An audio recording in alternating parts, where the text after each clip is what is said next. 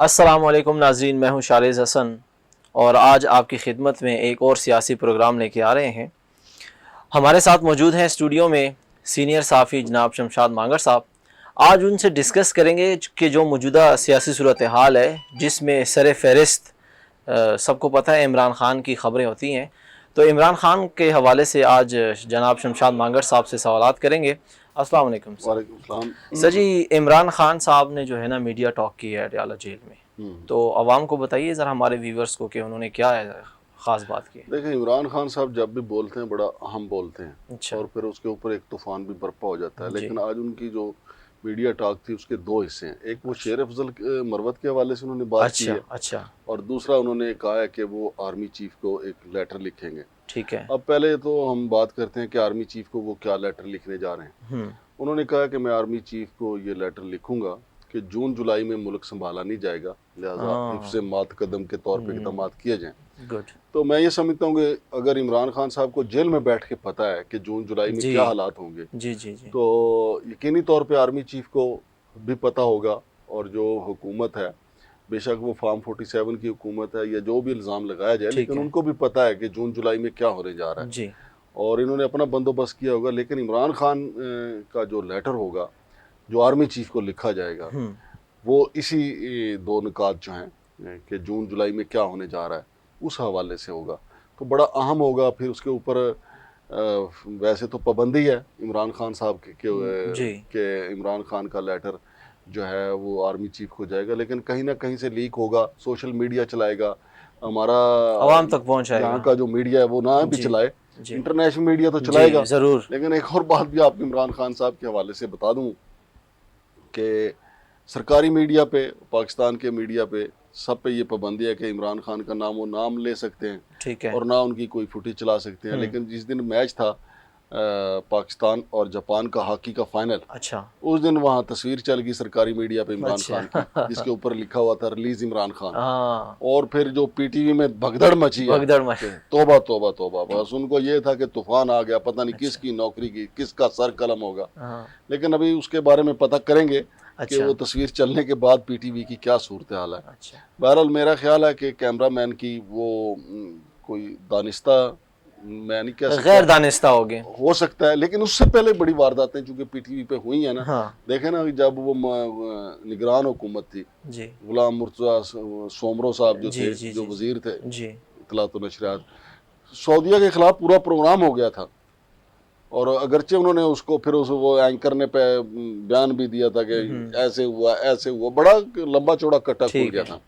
بہرحال میں نہیں سمجھتا کہ تارڑ نے کہا ہو کسی کو کہ عمران خان صاحب کی تصویر چلا دیں، لیکن لازمی طور پہ اس کی انکوائری ہوگی۔ تو آپ بات کر رہے تھے کہ عمران خان صاحب نے جو میڈیا ٹاک کی ہے، ایک تو وہ آرمی چیف کو لیٹر لکھنے جا رہے ہیں، اور وہ لیٹر جو ہے بڑا تہلکہ خیز ہوگا، کہ وہ قومی میڈیا چلائے یا نہ چلائے، وہ انٹرنیشنل میڈیا چلائے گا۔ پھر دوسری جو شیر افضل مروت صاحب کے حوالے سے انہوں نے بات کی ہے نا، وہ بڑی نپی تلی اور درست بات کی ہے۔ شیر افضل مروت صاحب پتہ نہیں کس جلدی میں ہے۔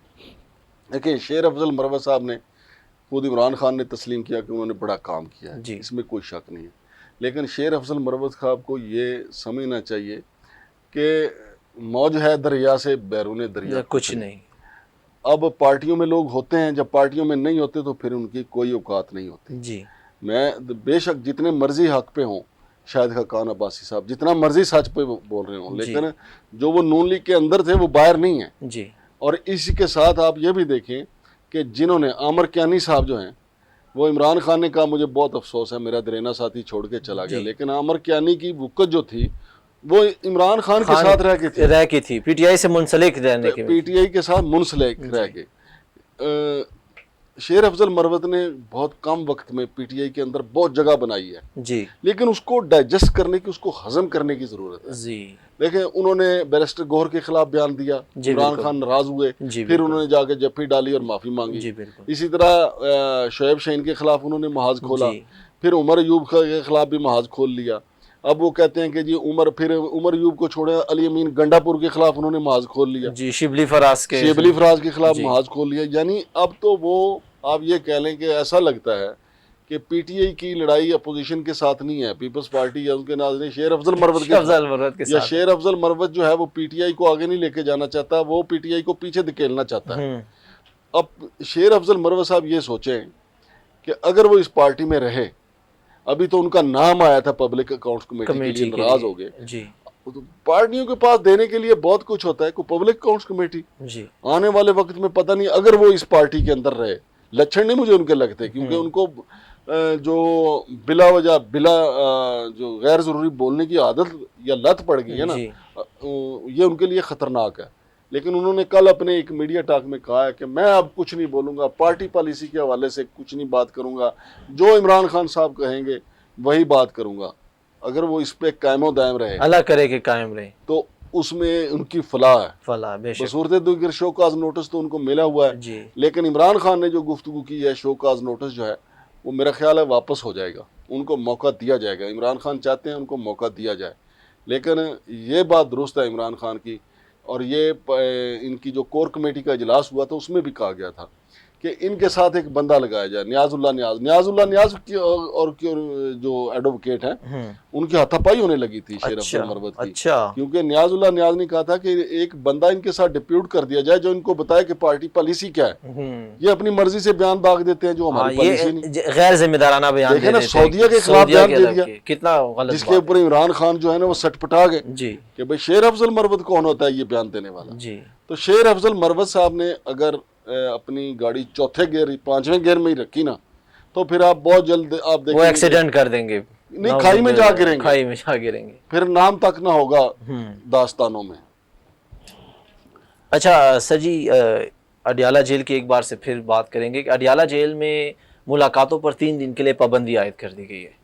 اللہ خیر کرے سر جی، چونکہ عمران خان نے جو پچھلا لیٹر لکھا تھا وہ بھی چونکہ اسٹیبلشمنٹ کے حوالے سے تھا، اور جب بھی اڈیالہ جیل میں سیکورٹی کا نام لے کے پابندی لگائی جاتی ہے تو پھر پی ٹی آئی کے لوگ جو ہیں وہ کافی پریشان ہو جاتے ہیں، عوام بھی پریشان ہو جاتے ہیں کہ ایسی کیا وہاں پہ آ گئی ہے کہ جی آپ ملاقاتوں پہ پابندی لگا کے سیکورٹی جو ہے وہ چیک کریں گے۔ آپ دیکھیں نا، ملاقاتوں کی پابندی کو سارا جو ملاقاتیں ہوتی ہیں، تمام وقت ملاقاتیں تو نہیں ہوتی، 2-2:30 بجے تک ملاقاتیں ہوتی ہیں، مخصوص ٹائم ہے، مخصوص ٹائم میں۔ اس کے بعد آپ کے پاس کافی وقت ہوتا ہے کہ آپ اپنی سیکورٹی کو درست کر لیں، لیکن 3 دن کے لیے یہ سیکورٹی پہ پابندی لگانا اڈیالہ جیل کے حوالے سے، ظاہر ہے اس میں پھر عمران خان اور ان کے ساتھی یہ سمجھتے ہیں کہ یہ لازماً یہ ہمارے حوالے سے اقدام کیا گیا ہے۔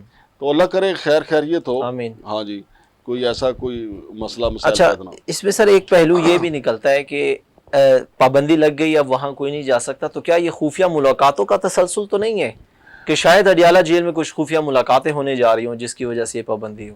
یہ بھی ہو سکتا ہے، کیونکہ پاکستان آپ کو پتہ ہے کہ ابھی تک عمران خان کے ساتھ جو بات چیت بھی ہوئی، جو مذاکرات بھی ہوئے، وہ اس کا کوئی فوٹیج سامنے تو نہیں آئی۔ صحیح ہے، ٹھیک ہے، ادھر ادھر سے خبریں آتی ہیں۔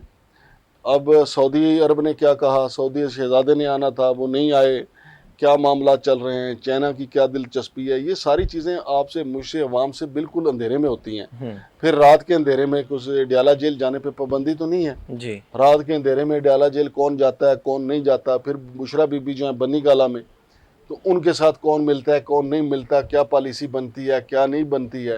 تو یہ ساری ملاقاتیں جو سارا دیکھیں نا، شہباز شریف کے بارے میں کہا جاتا ہے کہ وہ گاڑی کی ڈگی میں بیٹھ کے باجوہ کو ملنے چلے گئے تھے، یہ تو بعد میں خبر بریک ہوئی نا، لیکن اس وقت تو عمران خان کو، پرائم منسٹر کو بھی نہیں پتا تھا کہ ڈگی میں ایک بندہ جو ہے وہ جو باجوہ سے ملنے گیا ہے، اور تحریک عدم اعتماد تیار ہوگی، ان کی حکومت کی رخصتی ہوگی، اور باجوہ جو ہے ڈگی میں ملنے والے بندے کے ساتھ مل کر ایک سازش تیار کریں گے۔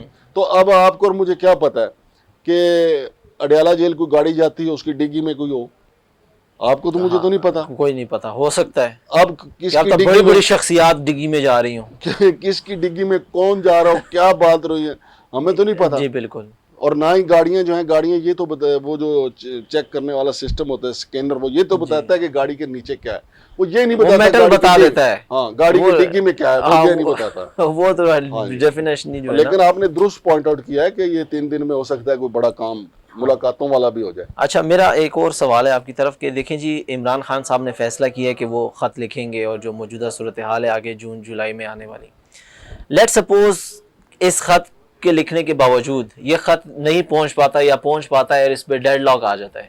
تو جس طرح ان دنوں کشمیر کی صورتحال ہے، عوامی ایکشن کمیٹی کے کال پہ کشمیر کی جو غیور عوام ہے انہوں نے جس طرح کا رد عمل دیا ہے اسٹرانگ مہنگائی کے خلاف اور اسپیشلی بجلی کے جو نرخ ہیں ان کے خلاف، تو کیا جون جولائی میں اگر یہ ڈیڈ لاک برقرار رہتا ہے تو کیا پاکستان میں بھی آپ کشمیر جیسے حالات آپ کو نظر آ رہے ہیں کہ عوام نکلے گی یا عوام اس طرح کا رد عمل دے گی جس طرح کشمیر کے عوام نے دیے ہیں؟ دیکھو کشمیر کے عوام نے رد عمل دیا ہے، انہوں نے لاٹھیاں کھائی ہیں، مار کھائی ہے، تو ان کو اس کا ریلیف بھی مل گیا ہے. اچھا. کیونکہ حکومت مذاکرات پہ مجبور ہوگی، بجلی سستی کر دی گئی ہے، 3 روپے یونٹ، پھر 100 سے زیادہ جو استعمال کرے گا 5 روپے یونٹ، اس سے زیادہ جو استعمال کرے گا 15 روپے یونٹ، یعنی ان کو بہت اچھی ریلیف ملا ہے. ہاں جی، تو بہت اچھی کامیابی بات. ملی یعنی ان کے ہاں احتجاج جی. کی. لیکن اس کے لیے مار کوٹائی جو ہے بہت ہوئی ہے، پولیس والوں کو بڑی مار پڑی ہے، عوام کو بڑی مار پڑی ہے، پورے کشمیر میں جو ہے جو کچھ ہوا ہے اس کی ہماری جگ ہنسائی ہوئی ہے. جی یہ کام پہلے ہی ہونا چاہیے تھا. ٹھیک ہے. اب یہ دیکھنا یہ ہے کہ یہاں پہ کیا ہوتا ہے، چونکہ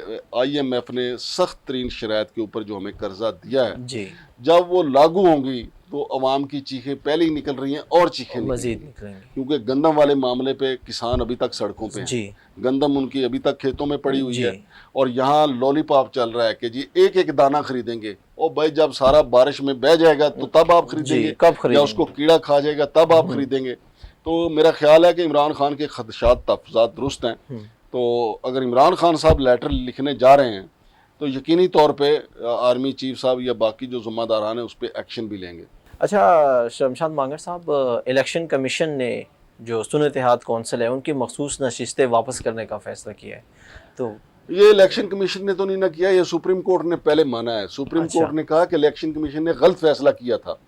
مخصوص نشستیں جو ہیں وہ سنی اتحاد کونسل کی بنتی ہیں. اچھا. اب جب وہ نشستیں ان کو ملیں گی، الیکشن کمیشن اس پہ امپلیمنٹ کرنے جا رہا ہے. جب وہ نشستیں ملیں گی تو پنجاب میں بھی سنی اتحاد کونسل کی اس طاقت میں اضافہ ہوگا، یہاں قومی اسمبلی میں بھی ہوگا، خیبر پختونخوا میں بھی ہوگا، سندھ میں بھی ہوگا اور بلوچستان میں بھی ہوگا.